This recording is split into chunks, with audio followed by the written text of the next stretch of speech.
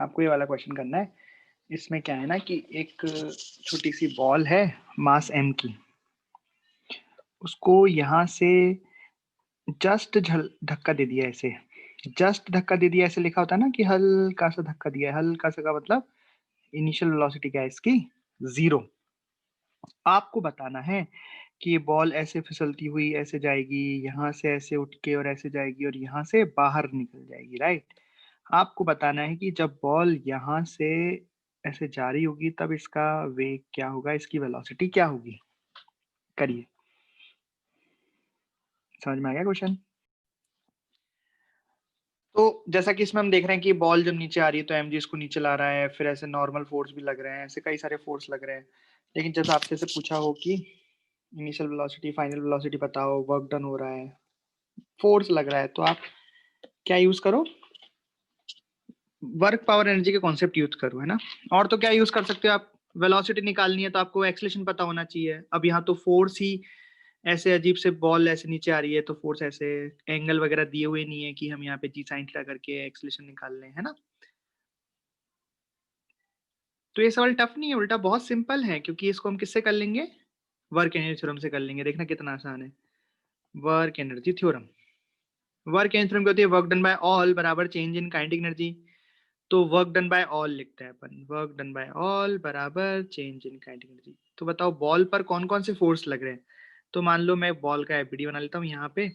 तो बॉल पर नीचे लग रहा है mg, और इस तरीके से लगेगा एक नॉर्मल। तो बॉल पर दो फोर्स लग रहे हैं, एक तो ग्रेविटेशन लग रहा है और एक नॉर्मल फोर्स लग रहा है, के फाइनल माइनस के इनिशियल। अब नॉर्मल फोर्स का वर्क डन तो 0 आ जाएगा, क्योंकि नॉर्मल फोर्स ऐसे लगेगा, परपेंडिकुलर डिस्प्लेसमेंट होगा ऐसे, तो नॉर्मल फोर्स का वर्क डन तो कितना आ जाएगा, 0। ठीक है, हमें लिखना है ग्रेविटी का वर्क डन। तो आप मुझे कौन बताएगा यहां से लेके यहां तक में ग्रेविटी का कितना वर्क डन हुआ, पॉइंट ए से लेके पॉइंट बी तक में ग्रेविटी ने कितना वर्क डन किया, ए से लेके बी तक। इस तरह से गई है बॉल, ऐसे करके ऊपर गई है बॉल, कितना वर्क डन किया, कोई बता सकता है। बहुत आसान है। देखो आप चाहो तो डायरेक्ट निकाल सकते हो ए से लेकर बी तक का ग्रेविटी का वर्क डन, या आप चाहो तो पहले नीचे तक का निकाल सकते हो फिर नीचे से ऊपर तक का निकाल सकते हो, ऐसे दो टुकड़ों में, कि पहले ए से सी तक का और फिर सी से बी तक का। सेम ही आंसर आएगा। तो कैसे करूं बताओ, पहले ए से सी तक का वर्क डन निकालू, फिर सी से बी तक का निकालू, या सीधा ए से बी तक का निकाल दूं। भाई mg लग रहा है नीचे, ठीक है, mg फोर्स कांस्टेंट फोर्स है, नीचे लग रहा है कांस्टेंट फोर्स है, तो हमें इसमें इंटीग्रेट करने की तो जरूरत नहीं है। अब बस हाइट लिखनी है, और हाइट की डायरेक्शन भी बतानी चाहिए कि डिस्प्लेसमेंट किस डायरेक्शन में हुआ। तो आप सोचो कि ए से बी तक गया, ये कैसे भी पहुंचा, चाहे ऐसे ऐसे ऐसे ऐसे कैसे भी मूव किया इसने, कैसे भी मूव किया, हमने पढ़ रखा है कि mg फोर्स नीचे लग रहा है, तो ये जो डिस्प्लेसमेंट हुआ है ए से बी तक का, ये mg की डायरेक्शन में कितना हुआ। तो mg की डायरेक्शन तो ऐसी डायरेक्शन है, वर्टिकल डायरेक्शन, तो ए से बी तक का जो डिस्प्लेसमेंट है वो अगर mg की डायरेक्शन में देखूं तो कितना है, 0.5। कैसे, 1 माइनस 0.5, तो 0.5, तो भाई डायरेक्ट ही हो गया 0.5। और रही बात प्लस माइनस की, तो डिस्प्लेसमेंट भी नीचे है और mg भी नीचे है, तो प्लस में किया वर्क डन। नॉर्मल का वर्क डन तो 0 हो गया, ये हो गया half m b square. Velocity और इनिशियल वेलोसिटी हो गई 0, तो इनिशियल काइनेटिक एनर्जी भी हो गई 0। अब इसको सॉल्व कर लेंगे, m से m कट जाएगा, g होता है 10, तो कितना आ गया यहाँ से, ये आ गया v बराबर √10 मीटर पर सेकेंड। है ना सिंपल, देख लो। तो अभी तक तो हम क्या कर रहे थे, एक एक ब्लॉक का पढ़ रहे थे। देखो यहाँ पे भी एक ही बॉल मूव कर रही है, ऊपर भी एक ही बुलेट मूव कर रही थी, उससे पहले भी एक बॉल नीचे आ रही थी। तो यहाँ पे हम पार्टिकल के लिए हम वर्किंग थ्योरम देख रहे थे। अब हम पढ़ेंगे working theorem for the system. किसी सिस्टम पर वर्किंग थ्योरम हम कैसे लगाते हैं, उसके क्वेश्चंस कैसे करते हैं। तो work energy theorem for system of particle.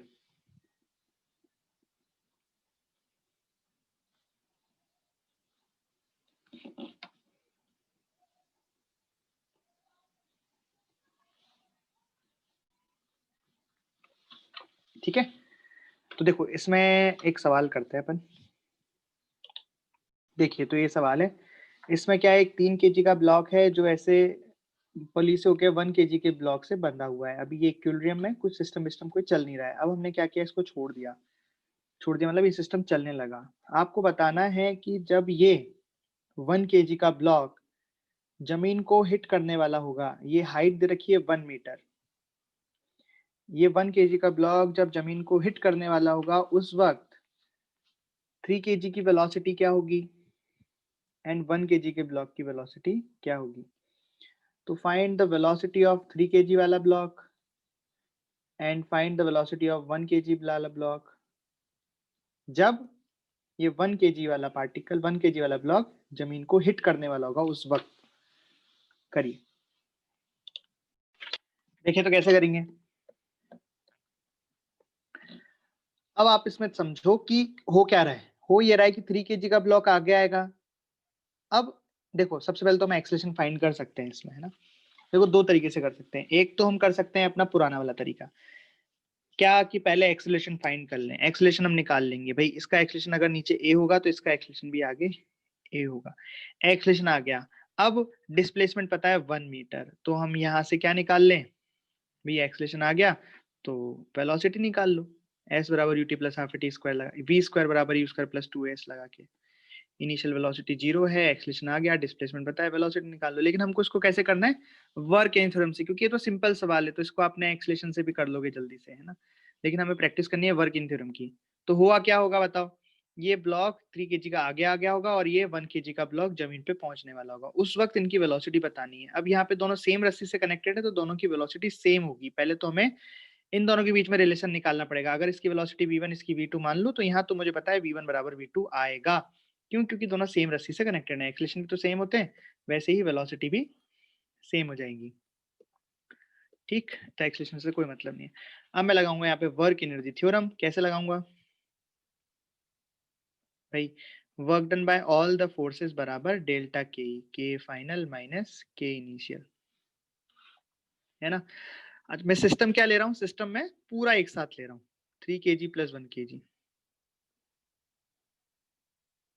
पूरा सिस्टम मैंने एक साथ ले लिया। 3 केजी का ब्लॉक प्लस 1 केजी का ब्लॉक मिला के मैं सिस्टम ले रहा हूँ। तो बताओ यहाँ पे कौन कौन से फोर्सेस लगेंगे जो वर्क डन करेंगे? तो सबसे पहले आप देखोगे तो यहाँ पे 1 केजी वाले पर नीचे लगेगा mg, ठीक है?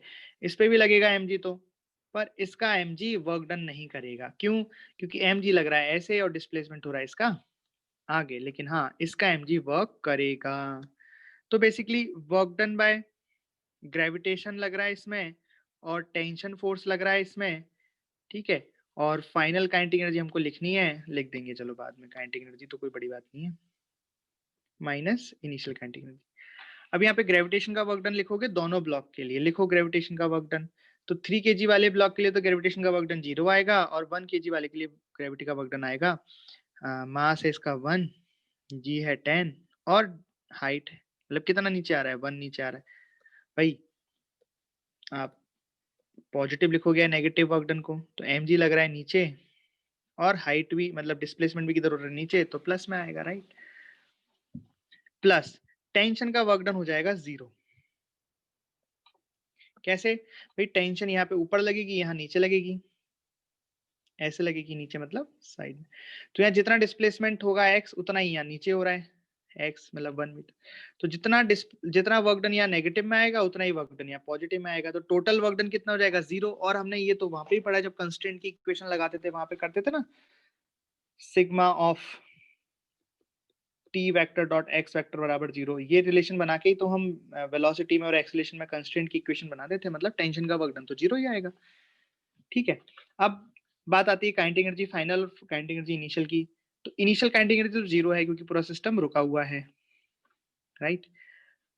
फाइनल काइनेटिक एनर्जी मैंने आपको बताया था। सिस्टम की काइनेटिक एनर्जी कैसे लिखते हैं? दोनों ब्लॉक्स की अलग अलग काइनेटिक एनर्जी को लिख के जोड़ देना होगा। तो हाफ मास 3 v स्क्वायर प्लस हाफ मास 1 v स्क्वायर। बस यहाँ से कितना आ गया? 10 इंटू 1 इंटू 1, ये आ गया 10 बराबर। यहाँ से मैं चाहूँ तो हाफ कॉमन ले लूँ, अंदर कितना आ गया? 3v square plus v square, ये हो गया 20 बराबर 4v², p बराबर कितना आ गया, √5 मीटर पर सेकेंड। दोनों ब्लॉक की वेलोसिटी मिल गई मुझे √5 मीटर पर सेकेंड। देख लो, ये तो सिंपल सवाल था, ये जस्ट मैंने आपको इसलिए कराया ताकि आप प्रैक्टिस हो जाए कि कैसे लगाते हैं थ्योरम, है ना। देख लो आराम से, कोई डाउट तो पूछो। चलिए ये क्वेश्चन है, करो इसमें। तो इसमें आपको पूछा गया कि इस इनिशियली ये इक्विलिब्रियम है, मतलब इसको रोक रखा है सिस्टम को, ऐसे यहाँ पे हाथ लगा के रोक रखा है, कोई दिक्कत नहीं है। अब हमने इसको छोड़ दिया, इसको छोड़ दिया तो क्या होगा, 2 kg नीचे आएगा तो ये भी आगे आएगा। आपको बताना है कि जब ये 2 kg का ब्लॉक x डिस्प्लेसमेंट नीचे आ जाता है, 2 kg का ब्लॉक x डिस्प्लेसमेंट नीचे आ जाता है, मतलब 2 kg का ब्लॉक x मीटर नीचे आ जाता है, इसका डिस्प्लेसमेंट x हो जाता है,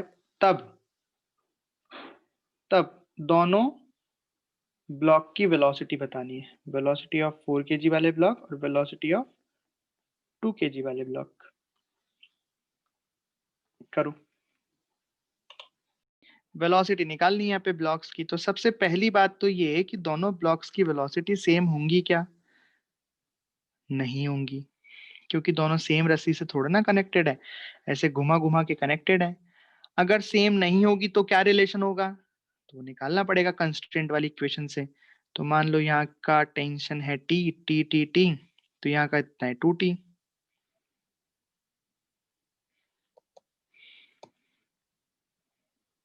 अब आप यहाँ पे इक्वेशन लिखोगे t इंटू V2, यहाँ लिखोगे -2t इंटू V1 बराबर 0। तो यहाँ से क्या आ गया, V2 बराबर 2V1, ये रिलेशन बन गया। अब आप क्या करोगे, वर्क एनर्जी थ्योरम लगा दोगे कि वर्क डन बाय ऑल बराबर चेंज इन काइनेटिक एनर्जी। अब आप वो देखोगे कि कौन कौन से फोर्स लग रहे हैं। तो एक तो mg लग रहा है यहाँ पे, मतलब जो वर्क डन कर रहे हैं, तो बहुत सारे फोर्स लग रहे हैं, टेंशन भी लग रहा है, यहाँ पे भी mg लग रहा है, पर जो वर्क डन कर रहे हैं वो फोर्स कौन सा है, वो तो सिर्फ mg ही है, क्योंकि टेंशन का वर्क डन भी 0 हो जाएगा, ये 0 करके ही तो निकाला है रिलेशन। बाकी mg का वर्क डन यहाँ पे 0 रहेगा ही, क्योंकि यहाँ डिस्प्लेसमेंट 90 डिग्री पे हो रहा है। तो मतलब एक ही वर्क डन आएगा, mg x, m यहाँ पे 2 है, g यहाँ पे 10 है, और x हो गया x, जो कि दे रखा है कि x डिस्प्लेसमेंट हो रहा है। आपको निकालना है कि अच्छा कितना वेलोसिटी हो जाएगी। तो काइनेटिक एनर्जी फाइनल रखेंगे हम दोनों ब्लॉक के लिए। तो पहले ऊपर वाले half 4 half m v square यानी कि V2 का square plus half M V1 का स्क्वायर, ये तो हो गई फाइनल। और इनिशियल तो 0 है, क्योंकि इनिशियल तो हमने उसको पकड़ रखा है ब्लॉक को, है ना, मतलब इक्विलिब्रियम में है, रुके हुए हैं, रेस्ट पे हैं, इक्विलिब्रियम रेस्ट पे हैं। छोड़ दिया, एक्स डिस्प्लेसमेंट नीचे आ गया, तो वेलोसिटी कितनी हो जाएगी, इतनी हो जाएगी V1 V2। बस आपको क्या करना है, यहाँ से V1 और V2 निकालना है। तो ऐसा करो, V2 की जगह V1 पुट कर दो सुपर वाली इक्वेशन से, तो कितना हो गया 20x बराबर 2V2 square plus V1 square. और यहाँ से V2 की जगह आप रख सकते हो 2V1, तो ये हो जाएगा 20x बराबर 2। V2 स्क्वायर की जगह आप रख सकते हो, देखो यहाँ पे इक्वेशन बनाई है ना हमने, V2 की जगह रख सकते हो 2V1, तो ये हो जाएगा 4V1 का स्क्वायर प्लस V1 का स्क्वायर। तो यहाँ से कितना आ गया, 8 और 1 9, 9V1 का स्क्वायर 20x। तो यहाँ से V1 कितना आ गया, अंडर रूट ऑफ 20x/9। अगर V1 इतना आ गया तो V2 कितना आ गया, इसका 2 टाइम्स, 2 इंटू V1। देखो कितना सिंपल सा क्वेश्चन है, हो गया, इतना सा तो क्वेश्चन नहीं था। बताओ कोई डाउट हो तो। हाँ जी, क्वेश्चन सुनो और करो इसको जल्दी से, ये वाला हर किसी से होना चाहिए। यहाँ पे एक ब्लॉक है, उसको हमने रिलीज कर दिया तो क्या होगा, ये ऐसे फिसलता हुआ इस तरीके से ऐसे आएगा। यहाँ तक तो क्या है, ऐसे कर्व्ड सरफेस है ना, नीचे आ रही है, उसके बाद ये हॉरिजॉन्टल हो गई सरफेस। तो यहाँ तक ये घिसटता हुआ आएगा, यहाँ पे तो फ्रिक्शन का वर्क डन, मतलब फ्रिक्शन फोर्स वर्क करेगा और mg भी वर्क करेगा। तो यहाँ तक मान लो हो सकता है उसकी कुछ वेलोसिटी हो गई होगी, है ना। तो आप ही को पता लगाना है ये तो। अब या तो यहाँ तक रुक गया होगा या हो सकता है नहीं रुका होगा। अगर नहीं रुकेगा तो उसके बाद ये फिसलता हुआ आगे जाएगा और ये तो फिर बहुत लंबा पाथ है, कभी ना कभी जाके तो रुकेगा। आपको यही बताना है, आपको यही बताना है कि जब फाइनली ब्लॉक रुकेगा तो उसकी यहाँ से यहाँ तक x निकालनी है कि x क्या होगी। अच्छा, ये लेंथ आपको दे रखी है 4 मीटर। करो, देखते हैं कौन देता है इसका आंसर सबसे पहले। क्वेश्चन समझ में आया?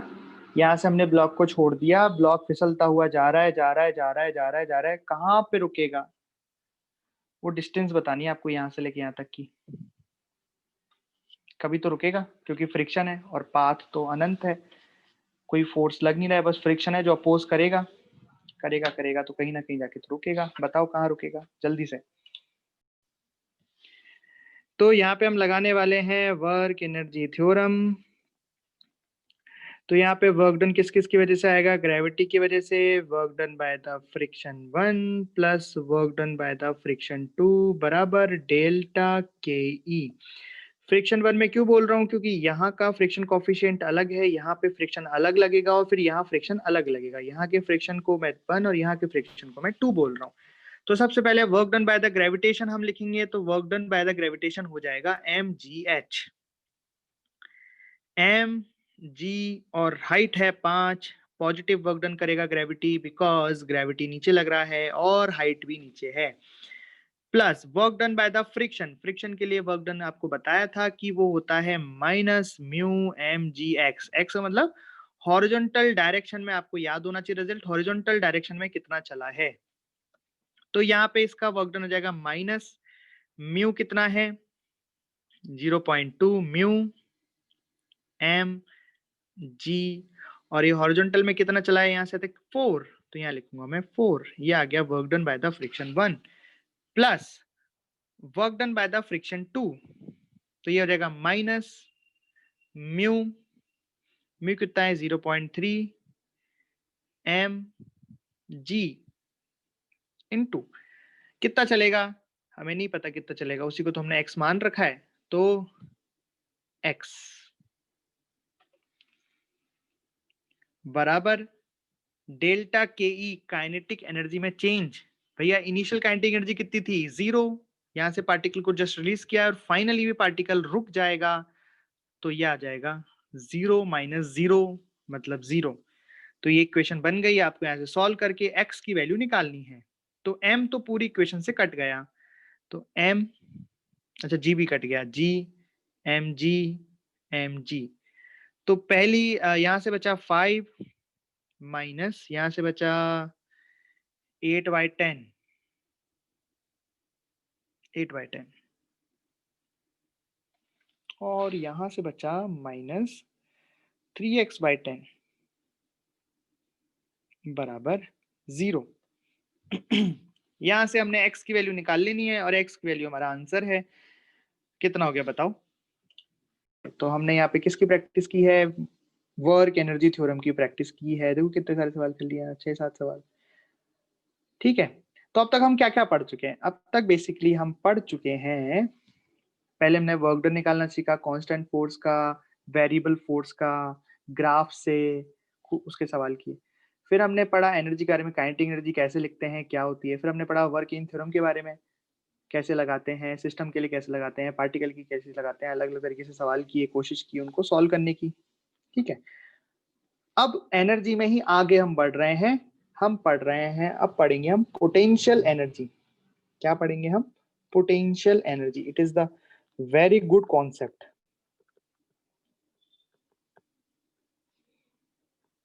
पोटेंशियल एनर्जी, ठीक है। तो सबसे पहली बात पोटेंशियल एनर्जी के बारे में कि potential energy is only defined for the conservative forces. ठीक है, पोटेंशियल, यस, स्थितिज ऊर्जा, वेरी गुड। स्थितिज नहीं, स्थितिज ऊर्जा। तो सबसे पहली बात स्थितिज ऊर्जा के लिए कि यह केवल कंजर्वेटिव बलों के लिए, कंजर्वेटिव फोर्सेस के लिए, यानी कि संरक्षी बलों के लिए ही परिभाषित होती है। उसका कारण पोटेंशियल यानी स्थितिज, मतलब इकट्ठी की गई ऊर्जा, तो इकट्ठा कौन करेगा? जो संरक्षी होगा, जो संरक्षी बल होंगे वही तो इकट्ठी कर पाएंगे एनर्जी को। तो ये संरक्षी बलों के लिए ही परिभाषित है। ठीक है, पहली लाइन आपको अच्छे से समझ में आ गई कि पोटेंशियल एनर्जी केवल संरक्षी बलों के लिए ही परिभाषित होती है। मतलब पोटेंशियल एनर्जी का कॉन्सेप्ट केवल हम कंजर्वेटिव फोर्सों के लिए ही देते हैं। कौन कौन से हैं कंजर्वेटिव फोर्स? आपको बताए थे मैंने। कंजर्वेटिव फोर्सों के एग्जांपल में सबसे पहले अपना जो नेचर में ऐसे तो कितने भी कंजर्वेटिव फोर्स हम अपने खुद से बना सकते हैं, लगा सकते हैं, लेकिन जो नेचर में एग्जिस्ट है कंजर्वेटिव फोर्स वो कौन कौन से हैं? एक तो ग्रेविटेशनल फोर्स,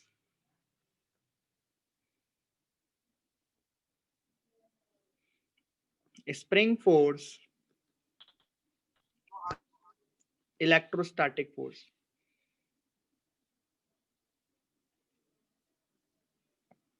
ये फोर्सेस क्या हैं? नेचर में एग्जिस्ट है। इनके लिए हम पोटेंशियल एनर्जी के फॉर्मूले, कॉन्सेप्ट पढ़ते हैं, है ना? ठीक है, तो अब बात कर लेते हैं पोटेंशियल एनर्जी की डेफिनेशन क्या होती है, कैसे डिफाइंड है पोटेंशियल एनर्जी। सबसे पहली बात तो केवल ये संरक्षी बलों के लिए ही डिफाइंड है, राइट? पर डेफिनेशन क्या है? सुनिए डेफिनेशन। देखिए, तो ये डेफिनेशन है क्या कि change in potential energy is defined as negative work done by the conservative forces. Negative work done by the conservative forces मतलब किसी कंजर्वेटिव फोर्स द्वारा किया गया कार्य की नेगेटिव वैल्यू को पोटेंशियल एनर्जी से डिफाइंड किया गया है। ठीक है, अभी समझाते हैं इसको और डिटेल में समझाते हैं। तो अभी मैं यहाँ पे ऐसे लिख देता हूँ कि पोटेंशियल एनर्जी को पीई से भी डिनोट करते हैं, जैसे डेल्टा पीई, या फिर यू से भी डिनोट करते हैं पोटेंशियल एनर्जी को, है ना? तो चेंज इन पोटेंशियल एनर्जी क्या होगी? Delta U. ये क्या होती है? Minus of work done by the conservative forces. Conservative फोर्सों द्वारा किया गया कार्य का ऋणात्मक मान हमें स्थितिज ऊर्जा में परिवर्तन की वैल्यू देता है। बात समझ में आई क्या? ये भी एक स्केलर क्वांटिटी है, ये पॉजिटिव, नेगेटिव, जीरो कुछ भी हो सकती है। स्केलर पॉजिटिव, नेगेटिव और जीरो कुछ भी हो सकती है ये। अरे बात समझ में आई क्या? डेफिनेशन ऐसी है इसकी। मतलब अब आप सोचोगे कि सर देखो, ये नया कॉन्सेप्ट तो है नहीं। जैसे वर्क डन एक नया कॉन्सेप्ट था कि फोर्स इनटू डिस्प्लेसमेंट, एक्सेलरेशन एक नया कॉन्सेप्ट है, फोर्स एक नया कॉन्सेप्ट है, पोटेंशियल एनर्जी तो पुराने कॉन्सेप्ट है। क्या सर इसकी डेफिनेशन ही क्या है कि वर्क डन निकालो कंजर्वेटिव फोर्स का, उसमें नेगेटिव लगा दो तो पोटेंशियल एनर्जी आ जाती है। तो वर्क डन तो हम पहले से जानते निकालना, उसमें नेगेटिव लगा के, और ये अलग से पोटेंशियल एनर्जी का कॉन्सेप्ट क्यों बनाया? ये तो ऑलरेडी एग्जिस्टेंस में था, वर्क डन निकालना, नेगेटिव लगाना, राइट? तो उसका कारण मैं आपको समझाता हूँ। उसका कारण ये है कि जो कंजर्वेटिव फोर्सेस होते हैं ना, संरक्षी बल, उनका जो वर्क डन होता है, मतलब कहते किसे कंजर्वेटिव फोर्स, एक तो वो जो एनर्जी स्टोर करते हैं, अपनी एनर्जी को वेस्ट नहीं करते हैं। दूसरी डेफिनेशन में ऐसे दे सकते हैं कि ऐसे फोर्स जिनका वर्क डन पाथ पे डिपेंड नहीं करता है, केवल इनिशियल एंड फाइनल पॉइंट पर डिपेंड करता है, उन्हें हम कंजर्वेटिव फोर्सेस या संरक्षी बल कहते हैं। अरे बात समझ में आई? ऐसे बल जिनके तो कंजर्वेटिव फोर्स ऐसे फोर्स होते हैं जिनके द्वारा किया गया कार्य ने work done by the conservative force does not depend on the part, it only depend on the initial and the final point. देखो, इसका सबसे बढ़िया एग्जांपल हम mg से दे सकते हैं, ग्रेविटेशनल फोर्स से दे सकते हैं। कैसे? कि मान लो ये सरफेस है, ये ऊपर वाली सरफेस है, एक ब्लॉक है यहाँ पे मास m का, ये इसकी इनिशियल पोजीशन है, और इस ब्लॉक को यहाँ ले जाना है फाइनल पोजीशन पे। ये बीच की दूरी है h, है ना? ये फाइनल पे ले जाना है। अब इनिशियल से फाइनल तक ले जाने के कितने पाथ हो सकते हैं? अनंत पाथ हो सकते हैं। कैसे? एक तो मैं सीधा ऐसे ले जाऊं, एक मैं ऐसे घुमा के ले जाऊं, एक मैं ऐसे ऐसे ऐसे ऐसे घुमा के ले जाऊं, एक मैं ऐसे ऐसे ऐसे ऐसे ऐसे घुमा के ले जाऊं, कैसे भी ले जाऊं, इनिशियल पोजीशन ये और फाइनल पोजीशन ये होनी चाहिए। अरे बात समझ में आई? अगर इनिशियल पोजीशन और फाइनल पोजीशन ये होगी तो work done by the conservative force fix होगा -mgh, चाहे आप उसको कैसे भी घुमा के ले जाओ। भाई क्यों होगा? भाई mg नीचे लगेगा, और इनिशियल से फाइनल तक जाने में mg की डायरेक्शन में जो हाइट ट्रेवल की, डिस्प्लेसमेंट हुआ है वो ऊपर की तरफ हुआ है 180 डिग्री -mg। पाथ पे निर्भर नहीं करेगा, आप चाहे कैसे भी ले जाओ। अगर यहीं पे फ्रिक्शन होता, कैसे? जैसे ये एक टेबल है ना, एक टेबल है, ठीक है? और इस टेबल पे आप इस पॉइंट से इस पॉइंट पर जाना है, ठीक है? ये टेबल इस पॉइंट से इस पॉइंट पर जाना है, ब्लॉक यहाँ रखा है। तो आप एक बार सीधे ले जाते हो, एक बार ऐसे घुमा के ले जाते हो, एक बार ऐसे ले जाते हो, एक बार इधर से ले जाते हो, कहीं से अलग अलग पाथ से ले जा रहे हो, तो हर बार work done by the friction change हो जाएगा, अलग अलग आएगा, पाथ पे डिपेंड करेगा, इसलिए उसे कहते हैं असंरक्षी नॉन कंजर्वेटिव फोर्स। अरे बात समझ में आई? ठीक है, तो मैं क्या आपको बता रहा था, ऐसा क्यों, मैं क्यों बताया? देखो हम वापस चलते हैं कि क्यों डिफाइंड की पोटेंशियल एनर्जी। तो जो वर्क डन है कंजर्वेटिव फोर्स का, वो पाथ पे तो निर्भर करता नहीं, केवल पॉइंट पे निर्भर करता है। अब यहाँ तो हमने mg फोर्स की बात की, mg फोर्स तो बेचारा सिंपल सा फोर्स है, कांस्टेंट फोर्स है, धरातल के पास तो कांस्टेंट रहता है, तो इसकी इसका वर्क डन तो हमने डायरेक्टली निकाल लिया, मल्टीप्लाई कर गया तुरंत से, ऐसे खत्म, फोर्स कांस्टेंट है ना। लेकिन कई बार ऐसे कंजर्वेटिव फोर्स भी हैं जो वेरिएबल होते हैं, जैसे कि इलेक्ट्रोस्टैटिक फोर्स, यहाँ अलग, मतलब वो आर के साथ वेरी करता है। तो इसका वर्क डन निकालने के लिए इंटीग्रेट करो, ये करो, वो करो, लेकिन उससे सिंपल तरीका क्या है? पोटेंशियल लिख दो ना, इनिशियल पॉइंट पे लिख दो, फाइनल पॉइंट पे लिख दो, रास्ता तो कैसा भी हो कोई फर्क ही नहीं पड़ रहा है। बस आपको इनिशियल पॉइंट पे इसका पोटेंशियल क्या है वो पता होना चाहिए, फाइनल पे क्या पता होना चाहिए, तो पोटेंशियल डिफरेंस तुरंत आ जाता है डायरेक्टली। इसलिए हमने एक नया कॉन्सेप्ट डिफाइन किया, किन के लिए? कंजर्वेटिव फोर्स के लिए। क्या? स्थितिज ऊर्जा का। थोड़ी थोड़ी बात समझ में आई क्या? ये कॉन्सेप्ट हमने सवालों को आसान करने के लिए बनाया है, इससे सवाल बहुत आसान हो जाएंगे, ठीक है? और ये वाला जो फॉर्मूला है आपको ये एकदम बाय हार्ट याद होना चाहिए, रिलेशन जो आया है कि डेल्टा यू बराबर माइनस ऑफ WCF, ये आगे काम आएगा, और तब आप भूल गए तो फिर अच्छा नहीं होगा, है ना? तो ये हमने पढ़ा पोटेंशियल एनर्जी के बारे में कि पोटेंशियल एनर्जी ये होती है, ये होती है, change change in potential energy ये होता है ना। अब हम पढ़ते हैं अलग अलग पोटेंशियल एनर्जी, जैसे कि gravitational potential energy, spring potential energy. दो हमारे इस साल हैं, gravitational potential energy and spring force की पोटेंशियल एनर्जी। बाकी इलेक्ट्रोस्टैटिक पोटेंशियल एनर्जी 12th में आप पढ़ोगे, है ना? तो सबसे पहले हम पढ़ते हैं ग्रेविटेशनल पोटेंशियल एनर्जी।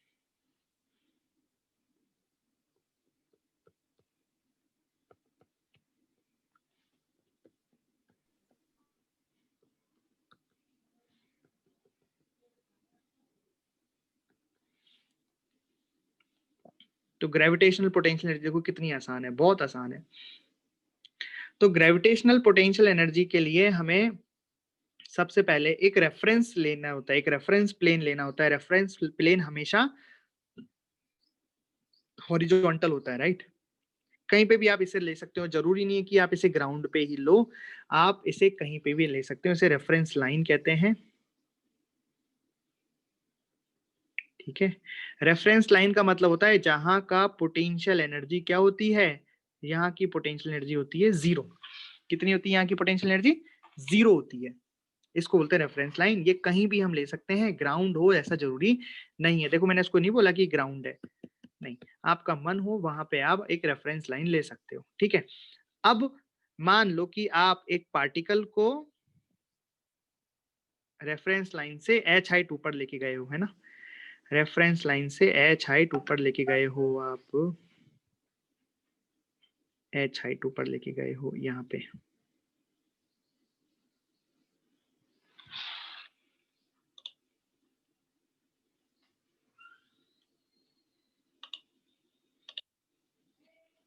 ठीक है? क्या किया है आपने? रेफरेंस लाइन से इसे h हाइट ऊपर लेके गए हो। तो बताओ, क्या आप मुझे जल्दी से बताओगे कि work done by the gravitation क्या हुआ इसको ऊपर ले जाने में? क्या जल्दी से बताओगे आप मेरे को कि work done by the gravitation force इसको ऊपर ले जाने में क्या हुआ? mg लगेगा नीचे, ऊपर ले गए तो ये आएगा -mgh। तो क्या आप मुझे, अच्छा इनिशियल पॉइंट कौन सा है? इनिशियल पॉइंट ये है और फाइनल पॉइंट ये। अच्छा अब जल्दी से बताओ कि अगर ग्रेविटेशनल वर्क डन -mgh हो गया तो चेंज इन पोटेंशियल एनर्जी क्या आएगा? Change in potential energy initial से फाइनल तक, चेंज इन पोटेंशियल, जल्दी से बताओ। +mgh, ऋणात्मक मान आता है, तो अगर वो नेगेटिव वर्क डन है तो चेंज इन पोटेंशियल एनर्जी क्या आ गया? +mgh। अच्छा, डेल्टा यू को क्या लिख सकता हूँ, you final minus U initial, या फिर potential energy final minus potential energy initial. You final minus initial बराबर कितना है, mgh। अच्छा, इनिशियल कहाँ की, रेफरेंस लाइन की, तो इनिशियल पोटेंशियल एनर्जी कितनी है बताओ, 0। तो यू इनिशियल है, 0 रख दूंगा, तो यू फाइनल कितना आ गया, प्लस mgh। अरे आ गया क्या, मतलब यहाँ की पोटेंशियल एनर्जी कितनी आ गई, प्लस mgh आ गई क्या।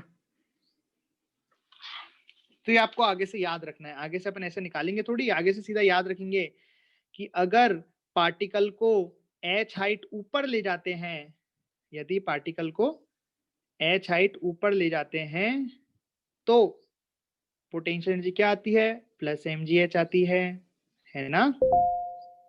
और अगर पार्टिकल को h हाइट नीचे लेके आते हैं तो पोटेंशियल एनर्जी कितनी हो जाएगी,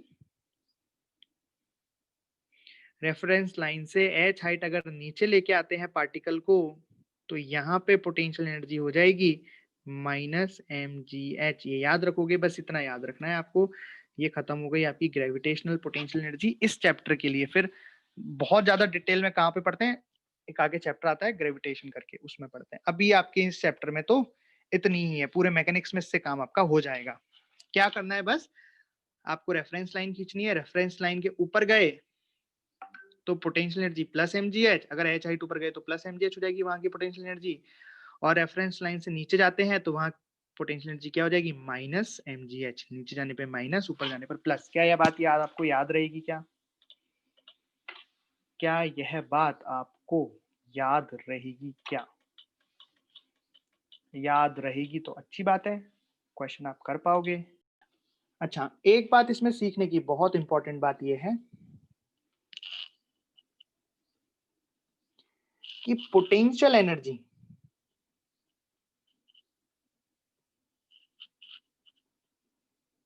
डिपेंड्स ऑन रेफरेंस लाइन। मतलब अगर आपने ग्रेविटेशनल पोटेंशियल एनर्जी ना, पूरा ही लिख देता हूँ, gravitational potential energy depends on the reference line. ठीक है, समझ जाओगे ना, ग्रेविटेशन।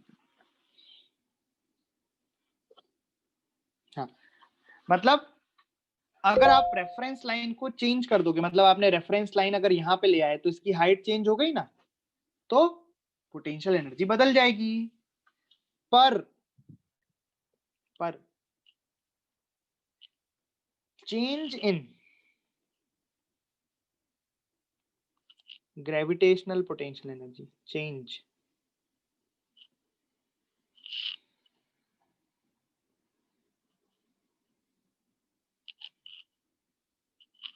does not depend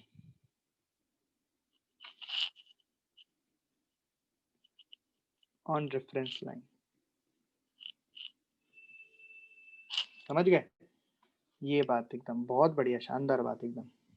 इसलिए तो हम रेफरेंस लाइन कहीं पे ही मान ले, कोई फर्क नहीं पड़ता, क्योंकि फॉर्मूले में तो हमें क्या डालना पड़ता है, चेंज डालना पड़ता है। तो रेफरेंस लाइन कहीं पे भी मानो, चेंज तो सेम ही रहेगा। मतलब एक पॉइंट से दूसरे पॉइंट के बीच में change, U final minus U initial, same ही रहता है। ठीक, at natural length, when spring is at natural length, ऐसे लिख देते हैं, when spring is at its natural length. Obvious है, नेचुरल लेंथ में होगी तो स्प्रिंग ना तो खिंची हुई है ना दबी हुई है, then potential energy of the spring, सीधा लिख देता हूं मैं ना, potential energy of spring is 0। भाई बिल्कुल ऑब्वियस बात है, स्प्रिंग ना तो खिंची हुई है ना ही दबी हुई है, तो पोटेंशियल एनर्जी 0 रहेगी। पर अगर मान लो हमने स्प्रिंग को x खींच दिया या x दबा दिया, ये वॉल है, वॉल से स्प्रिंग लगी हुई है और स्प्रिंग अभी अपने नेचुरल लेंथ में है। ठीक है, अब हमने क्या किया, स्प्रिंग को हमने खींच दिया x, स्प्रिंग को हमने एक्स एलोंगेट कर दिया। तो बताओ अब स्प्रिंग में पोटेंशियल एनर्जी कितनी आ गई? तो भैया work done by the spring कितना होगा? -12 kx²। तो इसका उल्टा मतलब इसका इसमें नेगेटिव लगा दो तो कितना हो जाएगा? +12 kx², है ना? तो इस केस में वर्क डन नहीं, potential energy of the spring कितनी हो जाएगी इस केस में? जब हमने एक्स उसको खींच दिया, ये हो जाएगी 12 kx², जितना खींचा होगा, राइट। और मान लो अगर दबा दिया एक्स तो क्या होगा? तो इस पोटेंशियल एनर्जी कितनी हो जाएगी? मान लो हमने एक्स इसमें कंप्रेस कर दिया, मान लो एक्स कंप्रेस कर दिया, तो यहाँ पे potential energy of the spring कितनी हो जाएगी? कौन बताएगा? यही आ जाएगी 12 kx²। अरे बात समझ में आई? मतलब चाहे आपने स्प्रिंग को एक्स खींच दिया हो नॉर्मल लेंथ से या एक्स कंप्रेस कर दिया हो, तो उसके अंदर कितनी एनर्जी स्टोर हो जाएगी? स्प्रिंग के अंदर कितनी एनर्जी स्टोर हो जाएगी? 12 kx² एनर्जी स्टोर हो जाएगी, राइट। अरे बात समझ में आई? अच्छा एक सवाल कर देते हैं चलो, कि मान लो स्प्रिंग पहले से x1 इलोंगेट है, मान लो स्प्रिंग पहले से x1 इलोंगेट है, अभी इसमें स्प्रिंग में एक्सपांशन कितना है? x1 के इसका कोफिशिएंट है, फ्रिक्शन सॉरी स्प्रिंग कांस्टेंट है, और इसको हमने पहले से ये x1 इलोंगेट है और इसको हमने इलोंगेट कर दिया x2 तक, मतलब अब ये कितनी इलोंगेट है? ऐसा मान लेते हैं कि ये यहां तक इसकी नेचुरल लेंथ थी, ये x1 इलोंगेट है और हमने इसको खींच के कर दिया x2, मतलब ये हो गई इनिशियल और ये हो गई final. Then find the work done by the spring, find work done by the spring from initial to final.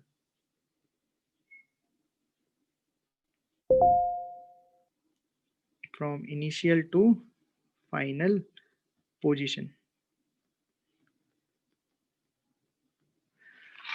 Work done by the spring force. अब आप सोचोगे कि अभी तो सर पोटेंशियल पढ़ा रहे थे, अचानक से वर्क डन कैसे आ गया? अरे भैया पोटेंशियल और वर्क डन तो रिलेटेड है, डेफिनेशन ही क्या है पोटेंशियल की? Negative of work done of the conservative force, यहाँ पे स्प्रिंग फोर्स कंजर्वेटिव है। तो जल्दी से आप मेरे को work done by the spring निकाल दो। This is your last question for today. चलो वेरी गुड। तो मैं जानता हूं कि वर्क डन बराबर होता है, नेगेटिव ऑफ वर्क डन बराबर होता है चेंज इन पोटेंशियल एनर्जी, यानी कि मुझे work done by the spring निकालना है, तो मैं लिख सकता हूं इसको minus of delta U. Delta U मतलब U final minus U initial. तो मैं इसको लिख सकता हूँ माइनस ऑफ,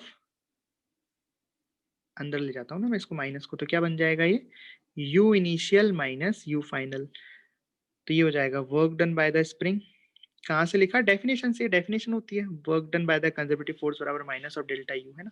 तो यू इनिशियल मतलब जब ये x1 खिंचा हुआ है तो इसकी पोटेंशियल एनर्जी कितनी हो जाएगी? हाफ के x1 का स्क्वायर, माइनस जब ये x2 खिंचा है तो इसकी पोटेंशियल एनर्जी कितनी हो जाएगी? हाफ के x2 का स्क्वायर। तो ये आंसर आ गया हाफ के x1 का स्क्वायर माइनस x2 का स्क्वायर। देखा आपने, बिना इंटीग्रेट किए, बिना इंटीग्रेट किए हमने डायरेक्टली वर्क डन निकाल दिया। कैसे? पोटेंशियल एनर्जी का यूज करके। बच गए ना इंटीग्रेशन से, क्वेश्चन को आसान कर दिया हमने, राइट। तो ऐसे काम आती है पोटेंशियल एनर्जी वर्क डन निकालने। जब फोर्स वेरिएबल होता है तो वर्क डन निकालने के लिए इंटीग्रेट करना पड़ेगा, लेकिन अगर फोर्स है कंजर्वेटिव तो इंटीग्रेट करने की कोई जरूरत नहीं है, आप सीधा पोटेंशियल एनर्जी में डिफरेंस लिखो, वर्क डन अपने आप आ जाएगा। आप चाहे तो इसे इंटीग्रेशन से भी कर सकते हैं। कैसे? जैसे माइनस के x D x integrate from x1 से x2, देख लेना यही आ जाएगा, ठीक। तो यहाँ पे फोर्स कितना? माइनस के एक्स डी एक्स, लिमिट लगाई फ्रॉम x1 से x2, फिर आएगा ये, तो ये मेथड 2 हो गया, ठीक है, समझ गए? चलिए फिर आज इतना ही रखते हैं।